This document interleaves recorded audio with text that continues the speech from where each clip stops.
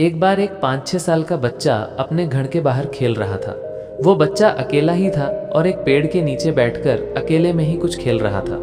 तभी उतने में उस बच्चे के सामने से 2 तितलियां उड़ती हुई जाती है। बच्चा उन तितलियों को देखकर खुश हो जाता है और एकदम से उन तितलियों के पीछे भागने लगता है।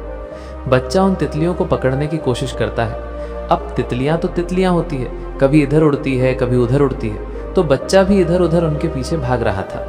अब सुबह से दोपहर हो जाती है। बच्चे के हाथ में एक तितली आती है, लेकिन जैसे ही बच्चा अपना हाथ खोलता है तो वो तितली फिर से उड़ जाती है और बच्चा फिर से उन्हें पकड़ने की कोशिश करता है। अब दोपहर से शाम हो जाती है, लेकिन बच्चा उन तितलियों के पीछे ही भाग रहा था। तभी बच्चे का पैर फिसलता है और वो जमीन पर गिर जाता है। उतने में ही उधर से एक आदमी गुजर रहा था। उस आदमी के पास तरह तरह के फूलों के गमले थे। आदमी उस बच्चे के पास जाता है, उसे उठाता है और उसके कपड़े साफ करते हुए उससे पूछता है कि तुम क्या कर रहे थे। तो वो 5-6 साल का बच्चा उस आदमी से कहता है कि मैं सुबह से इन तितलियों को पकड़ने की कोशिश कर रहा हूँ, लेकिन ये तितलियाँ मेरे हाथ में ही नहीं आ रही है, और अगर हाथ में आ भी गई तो तुरंत उड़ जा रही है। तो आदमी उस बच्चे से पूछता है कि तुम इन तितलियों को पकड़कर क्या करोगे। तो बच्चा कहता है कि मैं इन्हें अपने घर ले जाना चाहता हूँ। अब आदमी मुस्कुराते हुए अपने पास के 2-3 फूलों के गमले उस बच्चे को दे देता है और उससे कहता है कि इन फूलों को तुम अपने घर के आंगन में लगाना। बच्चा आदमी से पूछता है कि इससे क्या होगा। तो आदमी कहता है कि वो तुम्हें कल पता चलेगा। अब बच्चा जो है उन फूलों को अपने घर पर ले जाता है और अपने घर के आंगन में लगा देता है। अब अगले दिन जैसे ही बच्चा नींद से उठता है और देखता है तो जो फूल उसने आंगन में लगाए थे उन पर ढेर सारी तितलियां मंडरा रही थी और उसके घर के पास भी बहुत सारी तितलियां जो है वो घूम रही थी।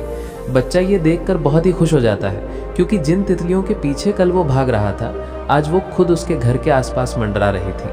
अब बहुत से लोगों को ये कहानी समझ में नहीं आई होगी, लेकिन इस कहानी से बहुत ही डीप मीनिंग निकलता है, और वो ये है कि आज के ज़माने में हर कोई किसी न किसी चीज़ के पीछे भाग रहा है, किसी न किसी चीज़ को चेस करने की कोशिश कर रहा है।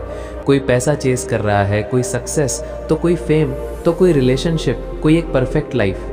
सुबह उठते ही रेस शुरू हो जाती है और रात तक हम सिर्फ एक ही चीज़ करते हैं, और वो है दौड़ना। लेकिन कभी सोचा है हम दौड़ किसके पीछे रहे हैं और क्यों?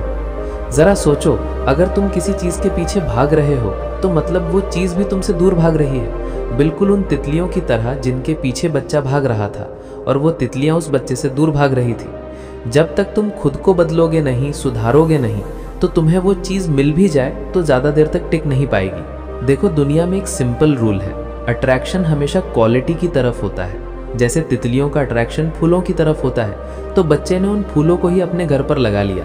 ठीक इसी तरह अगर तुम वैल्यूएबल बन जाओगे, केपेबल बन जाओगे, तो दुनिया खुद तुम्हारे पास आएगी। तुम्हें कुछ चेस करने की ज़रूरत ही नहीं पड़ेगी।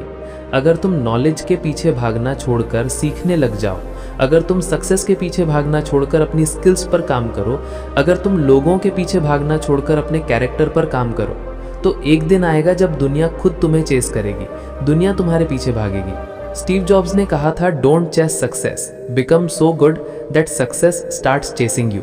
और ये बात बिल्कुल सच है, क्योंकि जब तुम अपने अंदर इंप्रूवमेंट लाते हो, जब तुम अपने आप को सुधारते हो, तो तुम्हारी एनर्जी, तुम्हारा कॉन्फिडेंस, तुम्हारा वाइब्रेशन सब कुछ बदल जाता है, और ये बदलाव दुनिया महसूस करती है।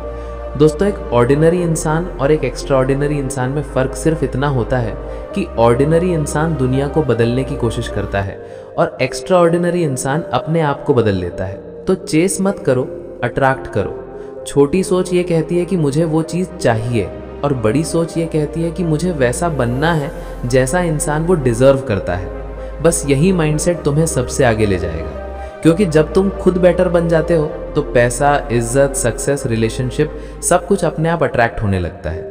मैं उम्मीद करता हूँ कि अब ये कहानी और इसका मैसेज आपको क्लियरली समझ में आ गया होगा।